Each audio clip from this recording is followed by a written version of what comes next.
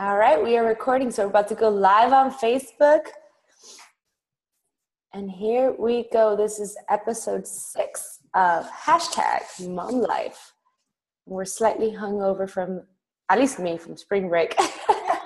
And I have... I'm in your room. Shouldn't get out. I'm in your room. All right. Live on Facebook. Good morning, everyone. This is Monica Lopez and Audrey Robles. #MomLife, episode 6. I was just telling now, right before we went live on Facebook, we started recording for YouTube, and I was like, just know that I personally am on spring break hangover. Audrey and I were just talking about it. It was nonstop for us, but I was really blessed to be able to spend the entire week with the kids, jumping from event to event, from the Keys to the boat. Oh, I know exactly what happened. Hold on. There. Took care of it. Woo! Oh, okay. That was me. Okay, so it's been a crazy week for me. Audrey, how was your week? Well, you had your kids off. My kids have only been off since Thursday and Friday. They go to Catholic school, so Holy Thursday, Good Friday, they're off, and then they're off this week. This week is their spring break. So you have spring break this week, so we're like opposite. Mm-hmm. I mean, just on Thursday, I was thinking to myself, can you pay school to take them? like as an option. I really am lucky. You know, I have my mom's businesses are preschool. So when they're not in school, I do have the option of the camp. But, you know, this year we really got to really spend time with them and have the ability to, like, take off and do whatever we wanted. Like, so we were in the Florida Keys on a Tuesday. So it was really cool. And I never have gotten to do that because even before being a full-time working coach from home, I was just always into like work. And like, I need the kids to go to the camp because I got to get things done. Also, we didn't really have, the money to take off on all these trips and stuff. But this was the first year where I really felt like, man, this is what the freedom feels like just to get up and go and where the wind takes us. So that was exciting. I hope you guys have a good week, Audrey. We're leaving to DR early. Oh, nice. Our Success Club trip in Punta Cana. And since we're Dominican, we're like, I'm gonna go to my family's house for a couple of days before we head out to Punta Cana. Ah, very cool. Yeah, we're going to be in Punta Cana, guys, in exactly 5 days. I get to see you. Yeah, I know. So if you don't know, now you know. I am in Miami, Florida. She's in New York. Boring up here. We get to see each other. Well, we get to see each other like three or four times a year. Yeah, we haven't seen each other since like November, October. Right. But it's kind of great because this Beachbody world, every couple of months they're sending us off on a trip. Sometimes they're work trips, sometimes they're play trips. This one that's coming up is just playtime. It's the time for us to get to hang out.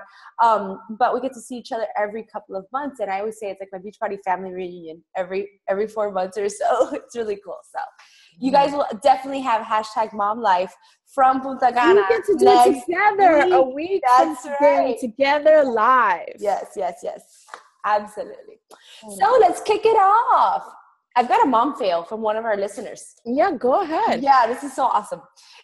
Well, it's not really awesome, but I feel for her, and I think that every mom has gone through this.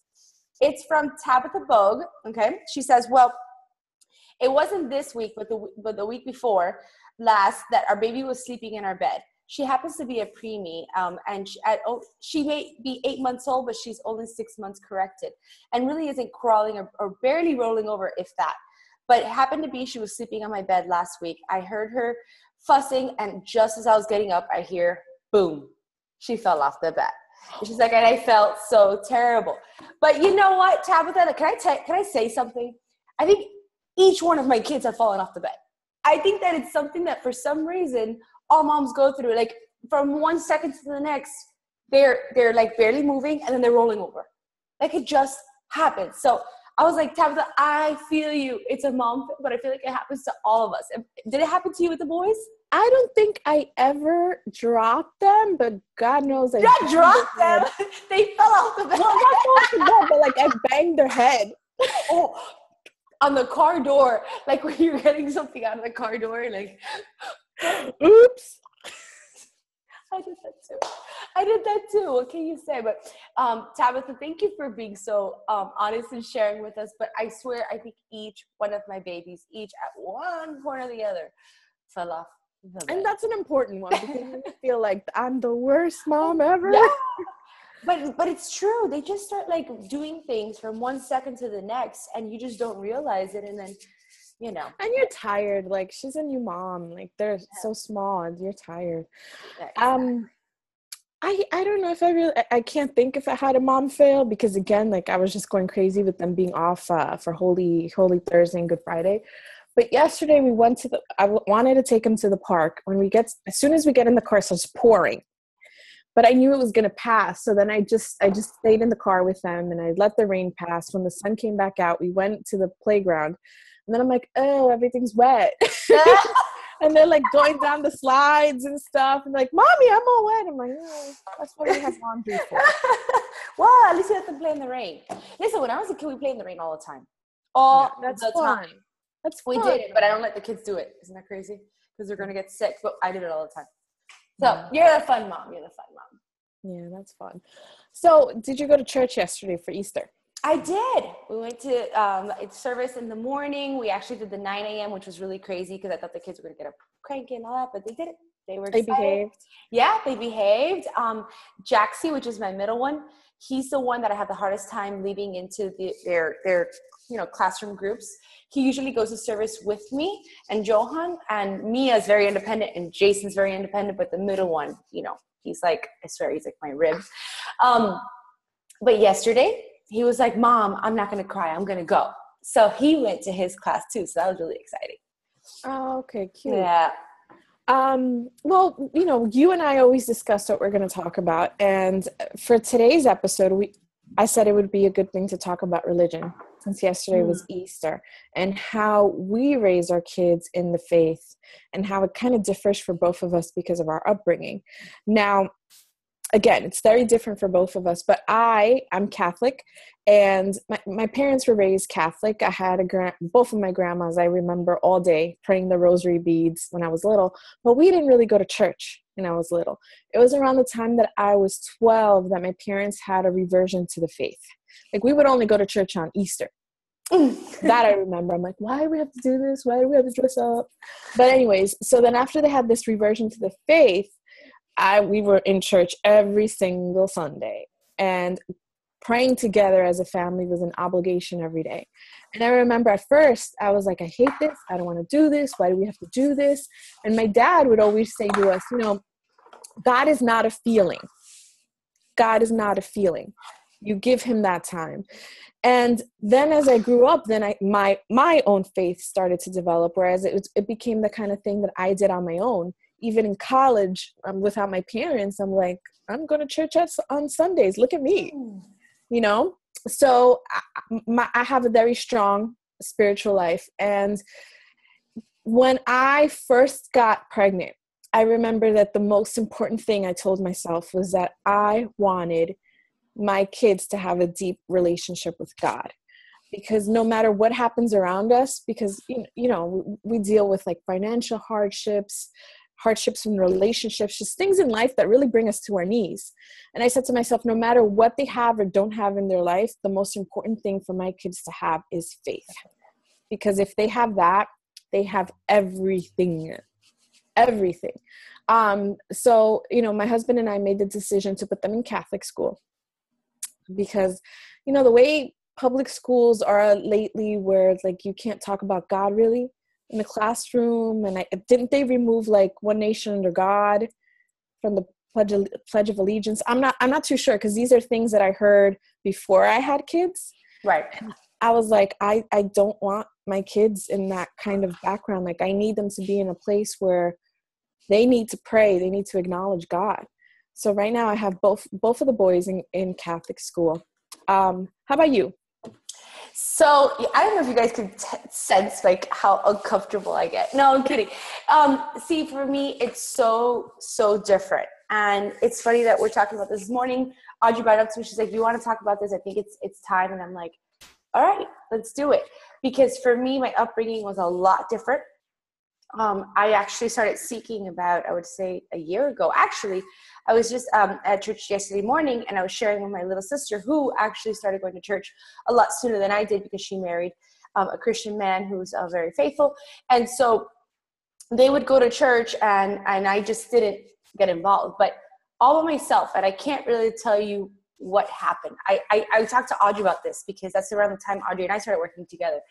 And I was like, I don't know why, but something inside of me, I was having such a hard time in life. I felt so lost in life that something just told me, go to church, check that out, see if that's going to be your answer. Like, and I had a lot of, I could pinpoint a lot of things in my, happening around me. Like, for example, I started working with Audrey, and Audrey's very, her faith is very strong, and it comes out in everything she does and everything, every time she talks. And I would see that, and I'm like, here I am, I'm falling apart, right? Because as I'm learning now, I was living my life on feelings, not on faith.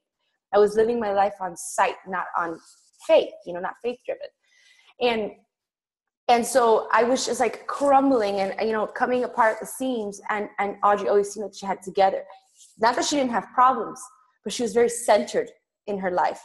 And I'm like, that's what I'm missing. Something about me is missing. I'm not centered. And so I saw that. I also have an amazing neighbor. I don't know if she's listening now, but she moved in about a couple months before I actually started talking to her and became friends with her.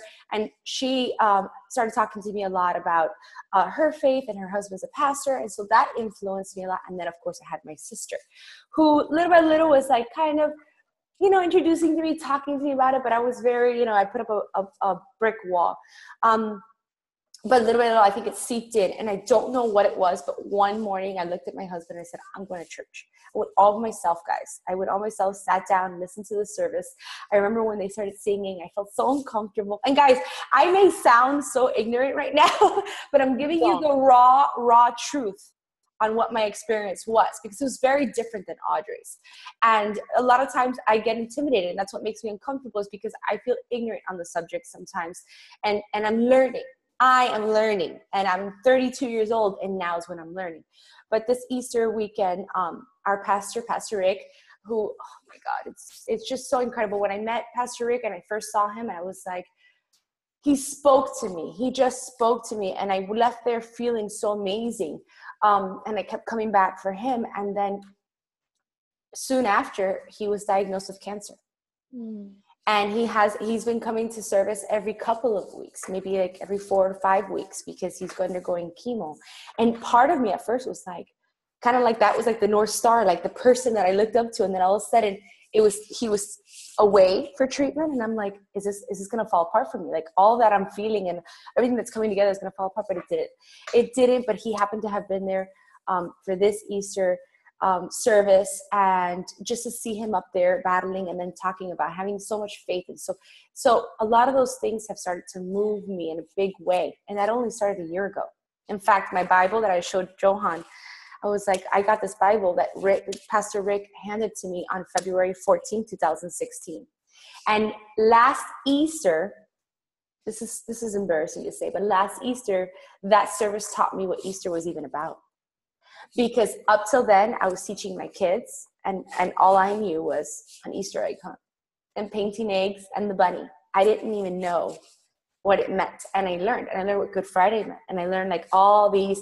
And I go to a Christian church, and I know that there's a slight, again, excuse my ignorance, I know there's a slight difference between Catholics and Christians. I'm not completely sure what it is. But so Good Friday, I was able to explain to the boys this weekend, this is what Good Friday means. This is what Resurrection Sunday means, and all that kind of good stuff. So it's very different. Audrey and I have come from very different places. I was never introduced to it as a child, but somehow, and Pastor Rick said this weekend, somehow you will be brought to your knees. One way or another, we will all be brought to our knees and forgiven and known that it's there. The love is there. The love has always been there. It's always been there, but it's just there for the taking when you're ready. And I just think that it's pretty amazing that it found me. He found me. So that's my story. That's more or less how I got involved. And this was my second Easter Sunday at church. Last year I went all by myself. I took my oldest only. He was the only one that would get dressed and go with me. And this Easter was really great. It was all 5 of us. And we enjoyed it. Like I told you, we enjoyed it. And that's how God plants the seed and waters it. Absolutely. You know, something that I really love, because I'm listening to you, and like, don't be embarrassed at all, because we each have different journeys, you know? Guys, I'm shaking. But something that I love is just that if you notice I don't know if you know this, but in the book of Genesis, which the creation story, when God creates Adam and Eve, and, you know, Eve bites of the apple, gives it to Adam, Adam bites of the apple, and all of a sudden they go hiding. If you notice, it's not Adam and Eve looking for God. It's Adam and Eve hiding from God, but God, still knowing what they did, after he told them not to do it, he goes looking for them. Where are you? You know, the Bible has been called the greatest love story of all time. And it really is. Sometimes we think that the Bible is about, or that even religion and spirituality is about man's search for God. It's really about God's search for us, because we're always hiding from him, thinking that we don't know enough, we don't deserve him, but he's always looking for us. And that's what he did in your life. You know, the only reason I'm here was because God looked for my parents, and that went on. And what you're doing with your kids now is that you're creating this legacy, this generation of your family now that's going to have this relationship with God, because you weren't afraid to answer back. Despite being nervous, despite being scared, you weren't afraid of that. And I'm glad you talked about Easter, because yesterday, Ashton's like, it's Easter. That means the Easter bunny came. And that's something that I put my foot down. I'm like, there's no such thing as the Easter bunny. There's Santa Claus, and there's the Tooth Fairy. There's no Easter bunny, because I don't want this holiday to be like turned into the myth of the Easter bunny and the eggs and all of that. Like, we'll do the eggs, it's fun, whatever. But I want them to know, like, it's Resurrection Sunday. Mm-hmm. You know, like, again, there's so many things in our life that bring us to our knees. And we need to know and teach to our children that, you know, God is the answer to everything. And our darkest days, like Good Friday, our darkest days, he's going to bring light out of it. He's going to bring life out of it. And that's something that I really want them to know. So are you praying with your kids now? No. I will tell you that no. It happened the other day. It was really something that struck me, because we, you know, Audrey, do you remember the day that I looked at you and you know, I was having a really bad day? I think I was even in tears to you. And you looked at me and you said, have you prayed about it? And I looked at you, and what did I say? I was like, I don't even know how to pray. Mm-hmm. And you're like, there's nothing to it. Talk to him, whether in your head or aloud, talk to him. He's listening. And so, to be completely honest and answer that question completely honestly, I am still learning to do it for myself. I still am reminding myself that when I'm feeling bad or something's going on, or like I'm anxious, stop and talk to him. Stop and talk to him.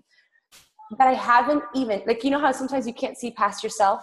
Yes. That happens to me a lot of my life. Like, I'm so focused on working on myself that I haven't looked past myself. I realized the other day when I was here with a bunch of the girls, we were getting ready to do a workout. I invited some of my coaches over. We were going to do brunch afterwards. And right before we ate, one of them said, should we pray? And I was like, whoa, like, I've never even prayed before eating. And it's just something, again, this is all so brand new for me. And we did, and it felt amazing to be around those ladies. And I'm like, I need to do this with the kids. I need to do this at home with Johan. And I need to bring this together. So thank you for calling me out on it. I'm going to start doing it. But up till now, not because I think anything of it just hadn't hit me to do it yet. You know what I mean? Because like I said, I couldn't see past myself. I'm still learning to, like, find myself, you know, and lean on him when times are tough and when things are happening. So, and you know, God is so gentle. He sees us like his little children, you know, and over in the Bible, it's like Jesus is always calling God Father. We are that children, like those children. There's never, like I've said to you that day, there's no right way to pray. There's no wrong way to pray. It's just your heart's conversation with God. In Matthew, Jesus says to us, like, your heavenly Father already knows what you need before you ask. It's about having that conversation with him, because when you do, it just opens up your soul to receive graces from him, where he gives us what we need when we're not even knowledgeable of it. So we pray with the boys in the morning and in the night.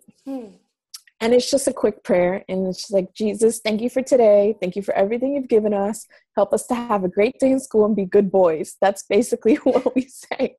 I love that. It's so simple. Yeah. I don't know if Audrey's helping you guys, but she's helping me right now. I'm like, okay, all right. It doesn't need to be anything. It's just an acknowledgement of him. And then sometimes, like, at night, because of what we do a lot of team calls and things like that at night. Sometimes at night, I'm like frantic, trying to finish everything to come get on with my team. And they'll be like, Mommy, let's pray. Like, they call me out, and awesome. Then they're always like this. That's awesome. That's awesome. That's really great, Audrey. So I know that's something. And, there's a proverb that says, teach a child in the way that they should go, and they'll never stray from it. And even if, like, when they're teenagers, I think during those ages, that age, teens and 20s, even 30s, like, we're always questioning our relationship with God. And there's moments where we're closer to him and moments that we're further apart. But when you plant that seed, God takes care of it. God waters it, but we have to plant the seed in our kids and let them acknowledge that they were created, they are loved and created for a purpose. The one thing I didn't want to do, though, I will be honest with you, is I didn't want it ever to be something that they had to do. I don't know if it's a little bit ignorant again of me, but I don't never wanted to force it on my kids. For example, Jack's, like I told you, he's scared to go alone to his class with the other kids and go to his Bible study and learn and all that. And I don't force it on him because I want him on his own. And I'm believing in God that he's going to bring him around when he's ready, like that he will give him that comfort. And now that you're saying that, like, I kind of felt that this weekend where out of nowhere, Jackson just looked at me. He said, Mommy, I'm a big boy. I'm not going to cry. I'm going to go. Like, and other days he's like terrified, like crying, like, I don't want to leave you. I'm like, no, don't worry. You'll stay right here with me. So it's crazy the way that works out. But it even happened to me, the same thing where there was so much fear, but I don't know what woke me up that morning. And I don't know what planted that idea of just get up and go. And I remember, Audrey, I went there by myself. I just followed the crowd and I just like went and I just sat down and I just listened. And when everybody else stood up, I stood up. And I just didn't know, but something brought me there. There's a psalm that says, be still and know that I am God, because it's in those quiet moments that God speaks to us.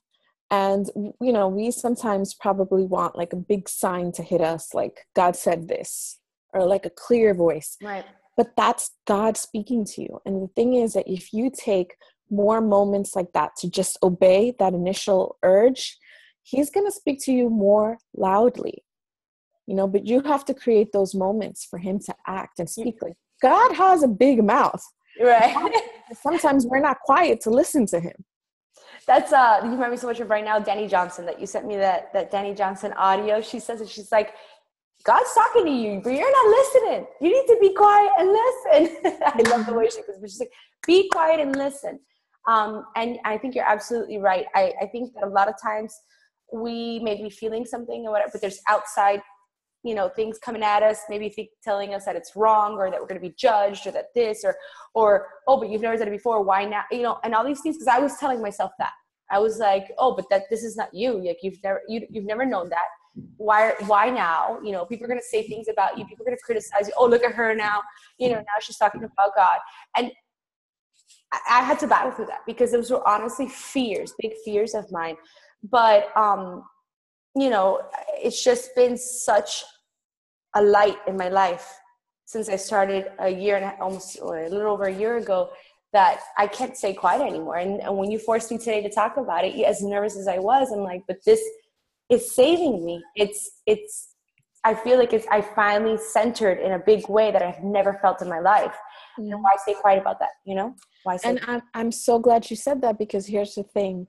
God comes into our life, touches us, changes us, heals us, and we're always a work in progress. Like, none of us are ever perfect or ever have it all together. But what does he do? He makes us share it. And I believe 100% that back then, when my parents were touched and had the reversion back to the faith, it grew me. Like, I led Bible studies when I was in college, and I do my daily light episodes on my page. Why? Because God is using me to touch other people. And now God is using you to touch. And you touched me because some of your words in the very beginning were so powerful to me. They were so powerful to me. And you guys see how Audrey, she's so calm, cool, collective. And I was there like, ah! And she helped me. And she helped me with the word of God. And she would talk to me. And she wasn't the only one. My sister plays a big role also. Mm-hmm. My sister Veronica and my great friend Araceli.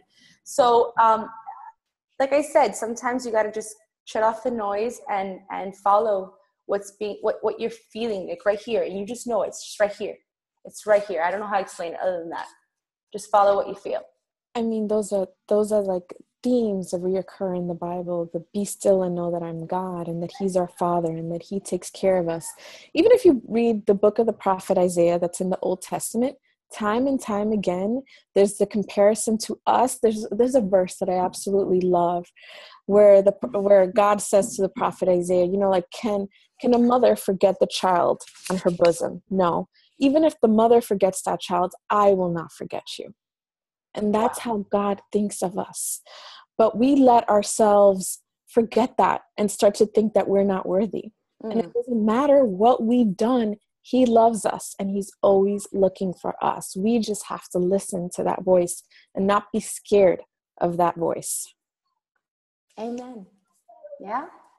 So I do want to share one thing, though. One of the biggest changes for me was when my sister, it was my birthday in July, she showed up to my house to give me my birthday present, which we never exchange gifts. Like, seriously, ever since we became adults, we just don't exchange gifts on Christmas, on, you know, birthdays or anything like that. But she showed up to my house and she's like, hey, I got a gift for you. And she gave me this devotional book. Do you know this one, Audrey? Yes. Okay. She gave this to me. Book for my kids. There's actually a version called that's right. I think you did tell me that she has one for kids. Yeah. My sister just looked at me and said, look, Monica, every time I'm having a bad day, someone gave this to her. She says, every time I'm having a bad day, they told me, open it up to the date, read the devotional, and it's going to speak directly to you. She's like, you don't understand. It would bring you to tears some days, that exactly what was going wrong for me, the words were exactly right. And so she's like, I think this is going to be good for you. And she gave it to me. This book sat here for a very long time and I never touched it. I know the date because I have it marked here. And I think there's even wet stains from my tears falling from how perfect it was. But it was October 28th that I had a very, very rough day. Like, you know, one of those rock bottom days. And I opened it. It spoke directly to me. And ever since, Johan uses it now. I use it. And if this is you right now, if any of what I'm saying resonates with you, or if you're Audrey and you're very centered and very strong in your faith, either way, this could be a perfect gift for somebody that I know will help them, because it helped me. And if you're someone like me right now where you feel lost, this helped me. So it's Jesus Calling, Enjoy Peace in His Presence, and it's by Sarah Young. Yeah. That is a great book. And another one is The Purpose-Driven Life. Oh, I have to get that one. You still haven't. Rick Warren. And, Lent just finished, and it's meant to be like a 40-day period that you read that book. But, that doesn't matter. If you want to deepen your relationship with God, either one of these books is a great start. And just by taking the time to speak to God and involving your family in it. Because just like, we said that we inspire each other and we inspire other people, you start to plant a seed with your own family and your own kids. Absolutely. Well, what a great topic, Audrey. Thank you. Thank you for helping me with that. You made it. Huh? Yeah. You made it through. But this Sunday was really a great one. We woke up this morning, yesterday morning we went to church, and we had breakfast afterwards as a family, and then we went to the park and just enjoyed the presence. And I've seen other people in my family as well starting to be touched. So it's pretty powerful. It's pretty powerful. Oh my God, we have so many comments, Audrey. I was just looking right now. Let me say hi to Lisa and Melissa, Mirna. The name of the book is Jesus Calling by Sarah Young. Yeah, that's what it looks like. Let's see, who else do we have here? Oh, Lisa. Lisa says, you have me in tears, emotional tears. I love this. Everything I have prayed for eventually, and I mean eventually, as I look back as events and just life, I say, wow, I remembered I prayed for this. Just talk to God. Love this talk. So awesome. Thank you for that, Lisa. That's awesome. We have Melissa. So important to teach your children to pray. My 3-year-old now calls us out on praying if we forget to initiate prayer before eating or at bedtime. That's the best. Isn't that awesome? And you know, when he's a teenager and you know he strays, later on, God's gonna bring him back because those seeds are planted. That's awesome. That's awesome. Let's see if we have anything else here. Good morning. Love your chats. Oh my God, we have such loyal listeners. I love that. Hi, Christina. Hi, Anna. Let's see. Thank you, Christina. Christina says, love this, Monica. Love your transparency and honesty. Thank you. I hope it helps somebody today, like it helped me a year ago when someone else did this. Mm-hmm. All right. I think that's it. That's all of our listeners this morning. So anything else you want to leave us with, Audrey? Just don't forget to write us. Let us know as women, as moms, what do you want us to address? What do you want us to talk about? That's why we're doing this. This is a forum for you to see that you are not alone. And we all go through the same thing. It's important for us as women to lift each other up and open up the lines of communication on issues we all go through. Absolutely. We're real moms. This is real life. And we just want to make sure that we're setting the tone for your Monday and letting you know that you are not alone. Yes. So with that, we'll wrap up episode 6. Thanks for being here with us, guys. Happy Monday. We're coming to you live from the Dominican Republic and together. That's right. Next week. By the way, do you have the same nail polish on? Okay, don't look at me. Look how bad that is. I have my appointment tomorrow. I have my appointment tomorrow. These babies have been through like the Florida Keys, boating, all over the place. So, but we will be in tip-top shape for Punta Cana, and we will be coming to you guys live together. So, see you then.